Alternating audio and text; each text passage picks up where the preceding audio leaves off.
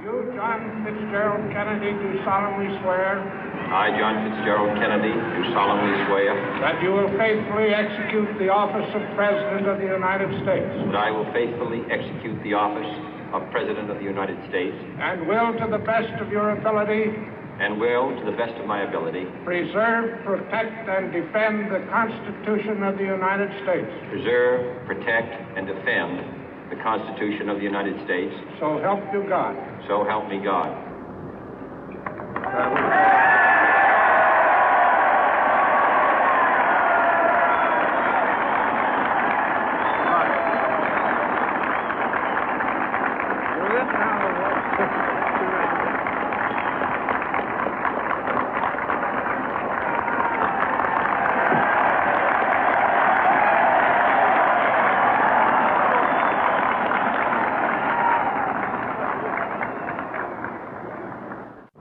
Vice President Johnson, Mr. Speaker, Mr. Chief Justice, President Eisenhower, Vice President Nixon, President Truman, Reverend clergy, fellow citizens.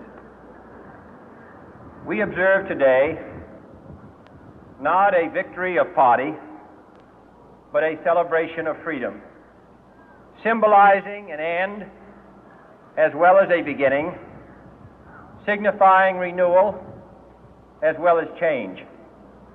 For I have sworn before you and Almighty God the same solemn oath our forebears prescribed nearly a century and 3/4 ago. The world is very different now, for man holds in his mortal hands the power to abolish all forms of human poverty and all forms of human life. And yet the same revolutionary beliefs for which our forebears fought are still at issue around the globe. The belief that the rights of man come not from the generosity of the state, but from the hand of God. We dare not forget today that we are the heirs of that first revolution. Let the word go forth from this time and place to friend and foe alike that the torch has been passed to a new generation of Americans born in this century, tempered by war, disciplined by a hard and bitter peace, proud of our ancient heritage, and unwilling to witness or permit the slow undoing of those human rights to which this nation has always been committed and to which we are committed today at home and around the world.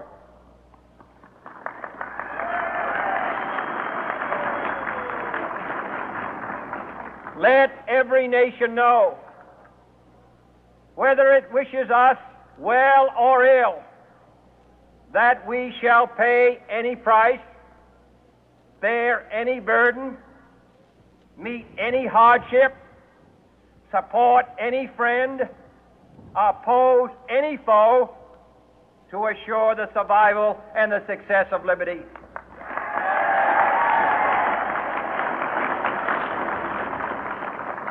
This much we pledge and more. To those old allies whose cultural and spiritual origins we share, we pledge the loyalty of faithful friends. United, there is little we cannot do in a host of cooperative ventures. Divided, there is little we can do, for we dare not meet a powerful challenge at odds and split asunder. To those new states whom we welcome to the ranks of the free, we pledge our word that one form of colonial control shall not have passed away, merely to be replaced by a far more iron tyranny. We shall not always expect to find them supporting our view, but we shall always hope to find them strongly supporting their own freedom, and to remember that in the past, those who foolishly sought power by riding the back of the tiger ended up inside.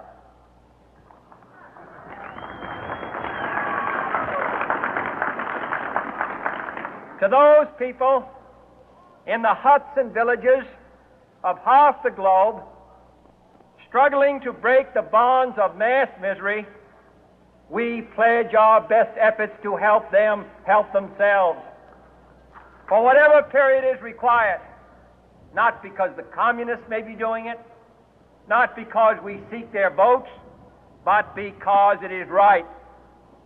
If a free society cannot help the many who are poor, it cannot save the few who are rich.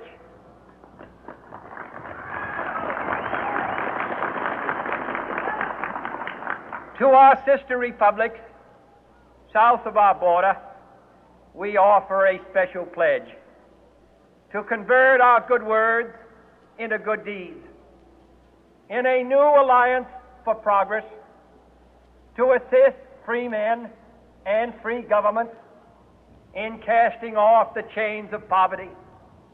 But this peaceful revolution of hope cannot become the prey of hostile powers.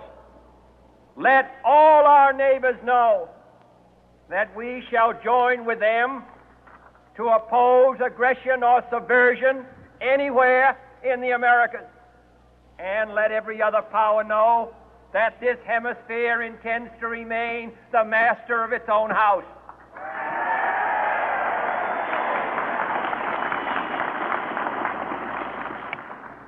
To that World Assembly of Sovereign States, the United Nations, our last best hope, in an age where the instruments of war have far outpaced the instruments of peace, we renew our pledge of support to prevent it from becoming merely a forum for invective, to strengthen its shield of the new and the weak, and to enlarge the area in which its writ may run. Finally, to those nations who would make themselves our adversary, we offer not a pledge, but a request that both sides begin anew the quest for peace. Before the dark powers of destruction, unleashed by science, engulf all humanity in planned or accidental self-destruction, we dare not tempt them with weakness, for only when our arms are sufficient beyond doubt can we be certain beyond doubt that they will never be employed. But neither can two great and powerful groups of nations take comfort from our present course, both sides overburdened by the cost of modern weapons, both rightly alarmed by the steady spread of the deadly atom, yet both racing to alter that uncertain balance of terror that stays the hand of mankind's final war. So let us begin anew, remembering on both sides that civility is not a sign of weakness, and sincerity is always subject to proof.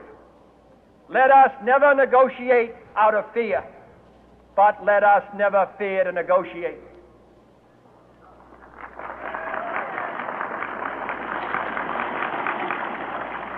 Let both sides explore what problems unite us, instead of belaboring those problems which divide us. Let both sides, for the first time, formulate serious and precise proposals for the inspection and control of arms, and bring the absolute power to destroy other nations under the absolute control of all nations.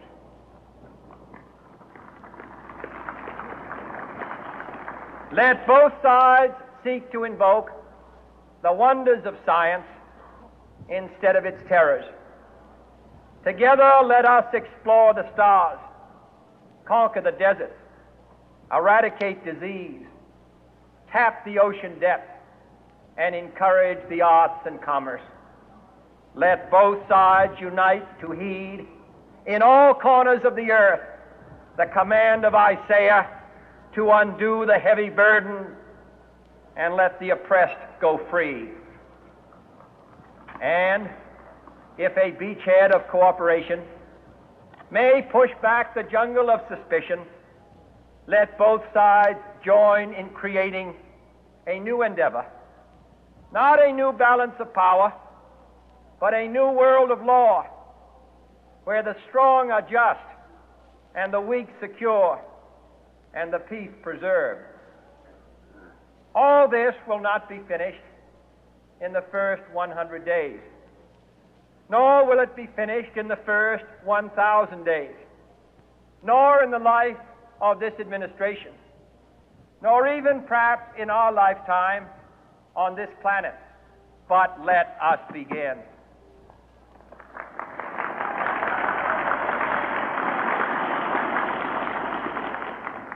In your hands, my fellow citizens, more than mine, will rest the final success or failure of our course. Since this country was founded, each generation of Americans has been summoned to give testimony to its national loyalty. The graves of young Americans who answered the call to service surround the globe.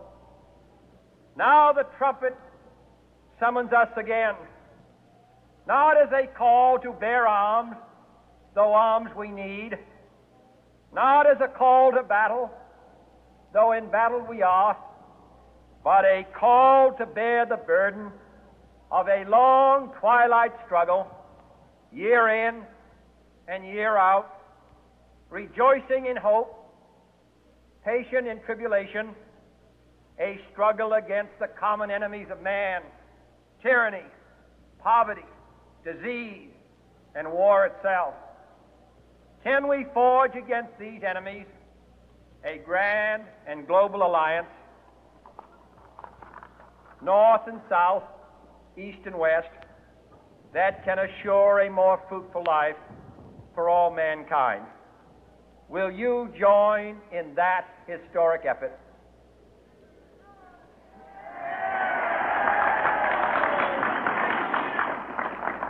In the long history of the world, only a few generations have been granted the role of defending freedom in its hour of maximum danger.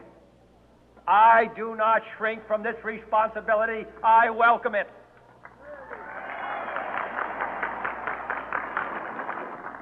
I do not believe that any of us would exchange places with any other people or any other generation. The energy, the faith, the devotion which we bring to this endeavor will light our country and all who serve it. And the glow from that fire can truly light the world. And so, my fellow Americans, ask not what your country can do for you. Ask what you can do for your country.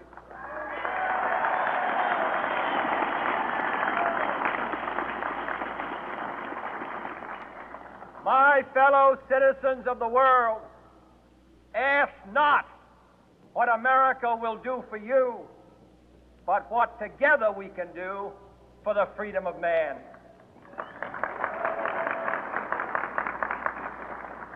Finally, whether you are citizens of America or citizens of the world, ask of us here the same high standards of strength and sacrifice which we ask of you.